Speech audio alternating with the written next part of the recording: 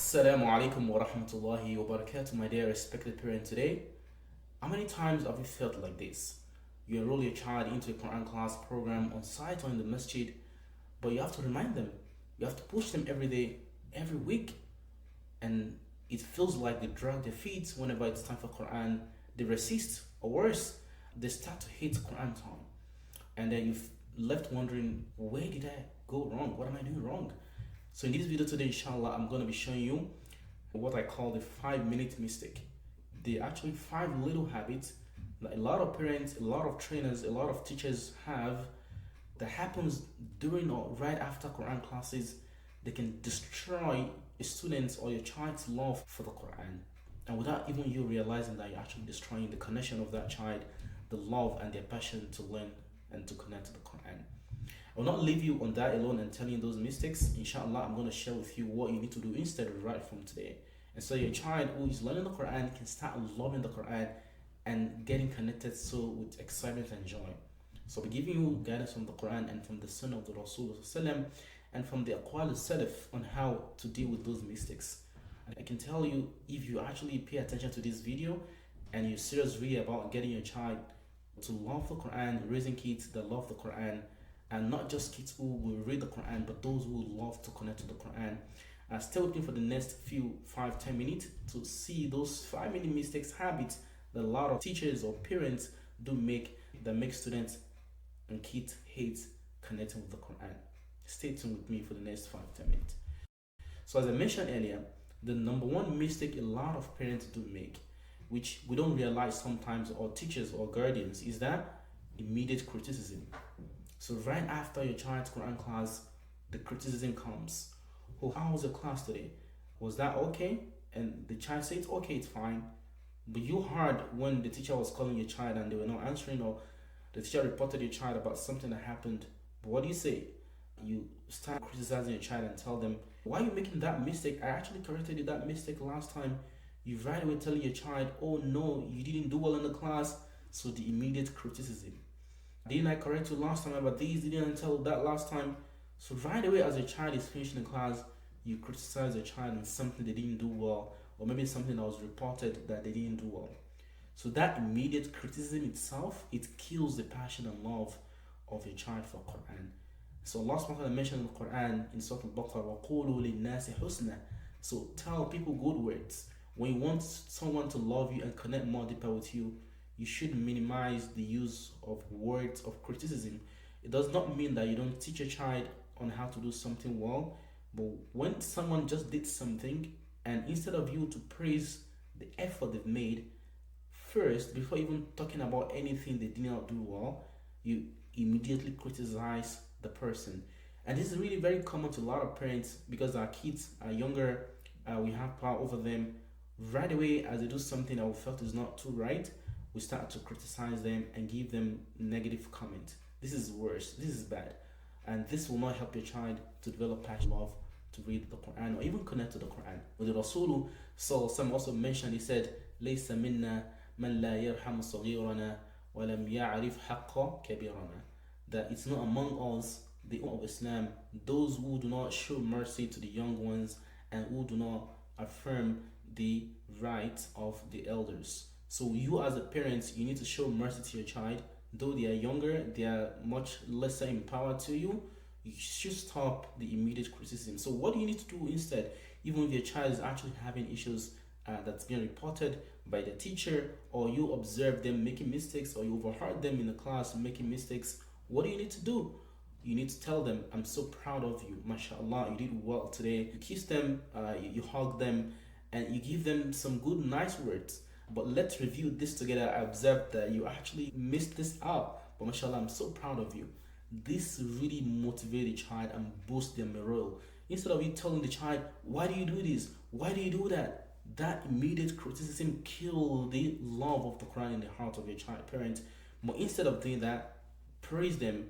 That little effort they've done, even if they make those little mistakes and those little habits that's not well, that's not right, then you can tell them later about that. But right after they've done that effort, to join the class is a good thing. So you need to actually praise them. I'm proud of you today, mashallah. You're so amazing, Muhammad, Khalid, Sulaiman, Khadija, mashallah. You are so amazing child. I love you.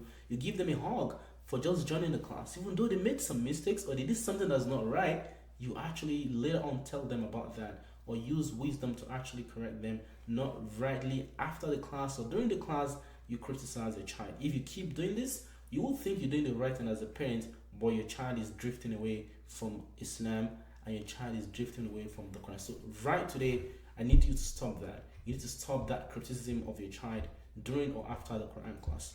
The number two mistakes everyone should listen is when you start comparing your child to other kids.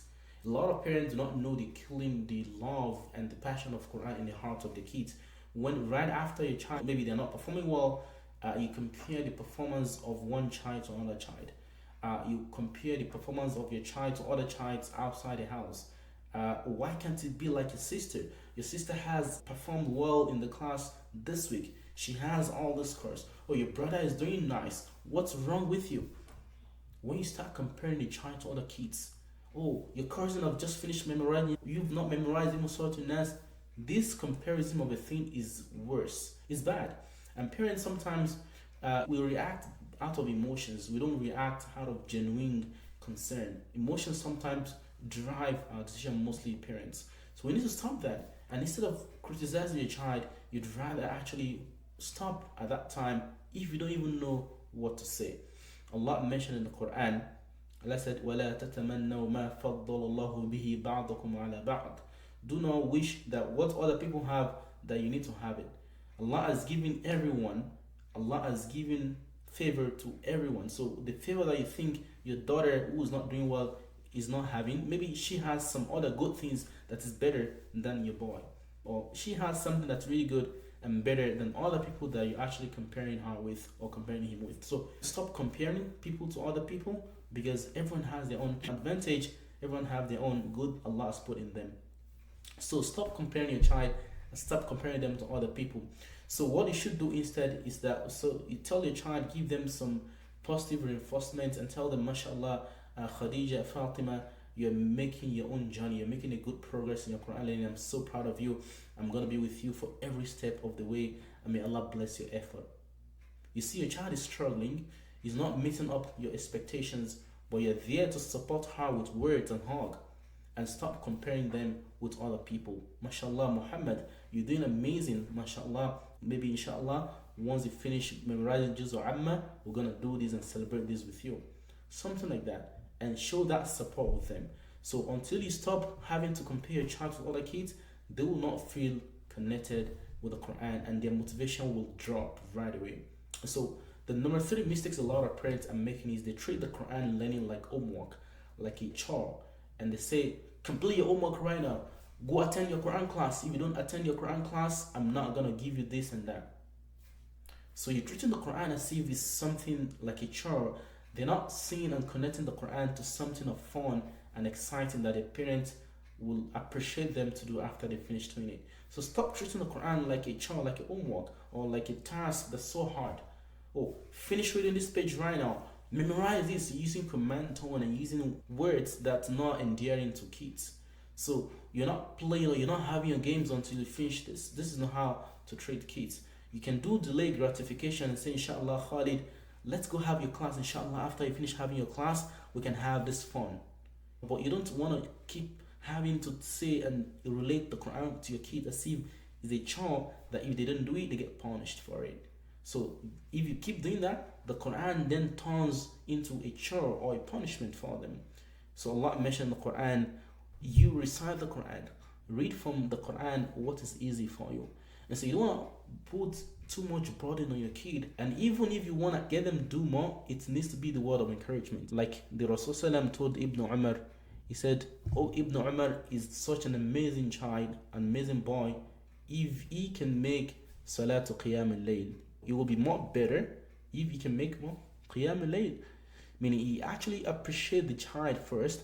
Ibn Umar, Abdullah ibn Umar, he appreciated him first by saying, mashallah, is an amazing boy who is doing great, and saying that it will be more amazing if you actually do Qiyam al-Layl, subhanallah.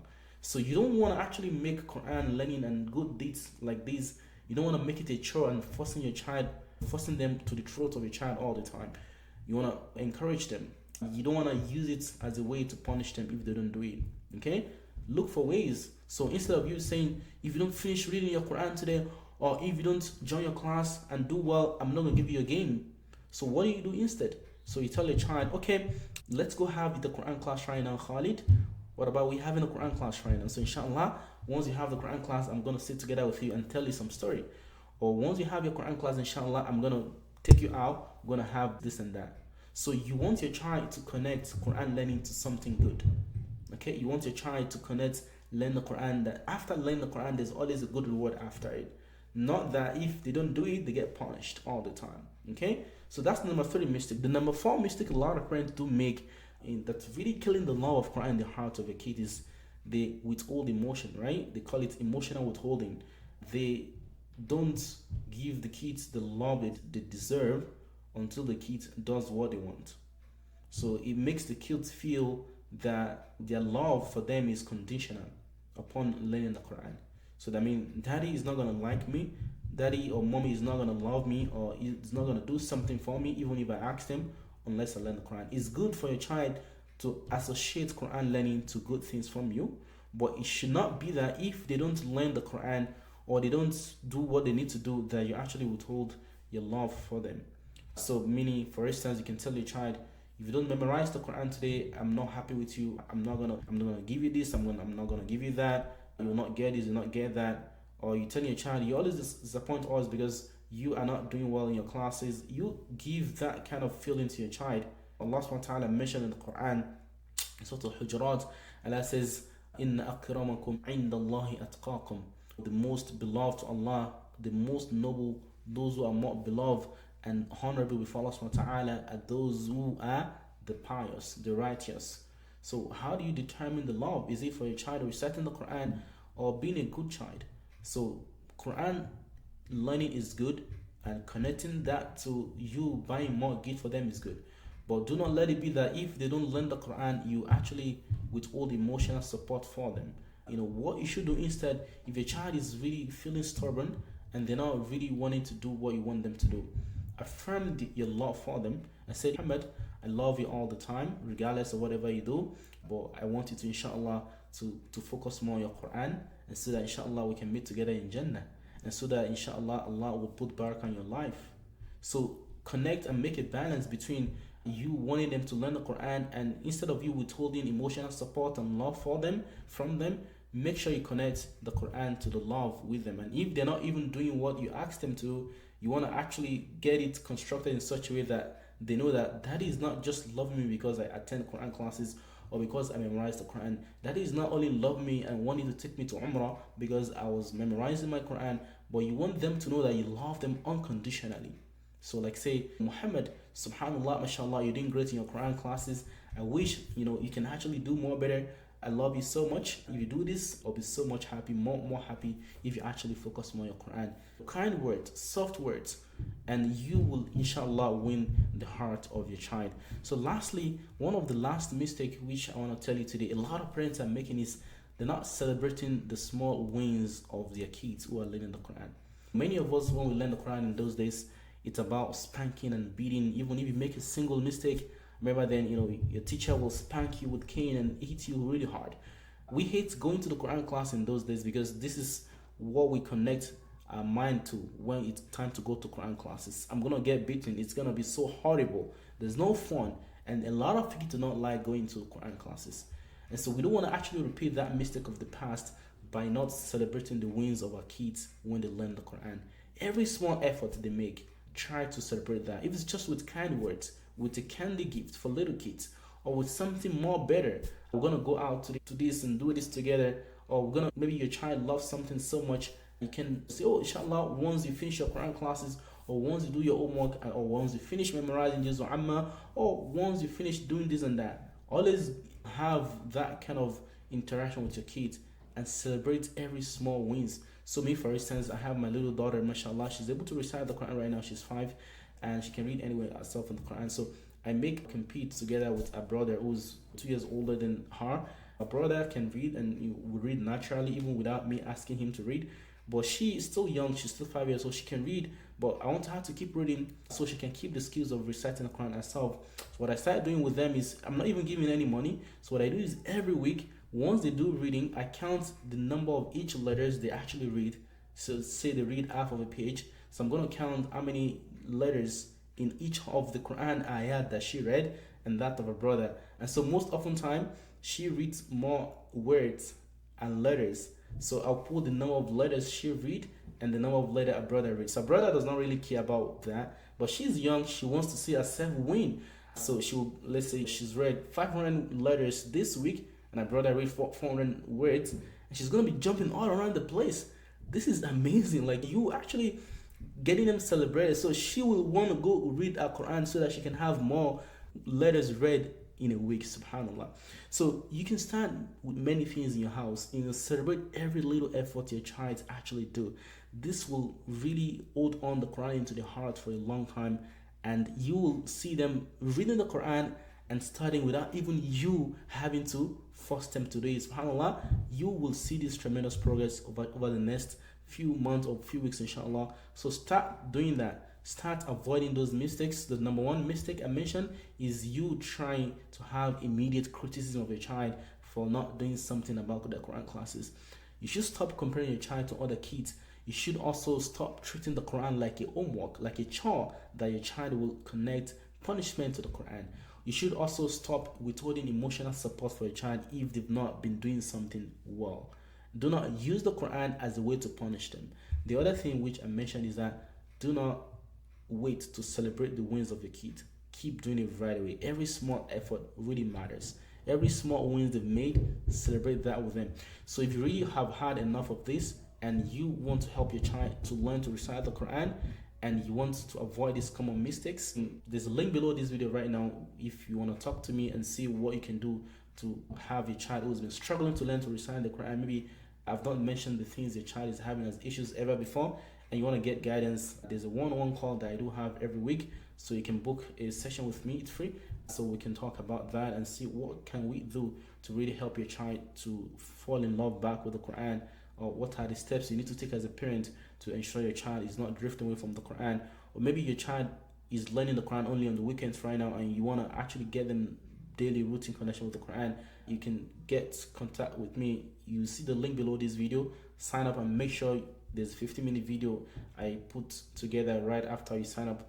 You will see I will describe how we do have a program help students, so we can give you some guidance on how you can do that. So make sure you watch that video and make sure you book a one-on-one call with me to talk to me personally and to see how we can really help your child to achieve Quran reading fluency, to memorize the Quran, to understand Islam, connect their hearts to Islam and the Quran.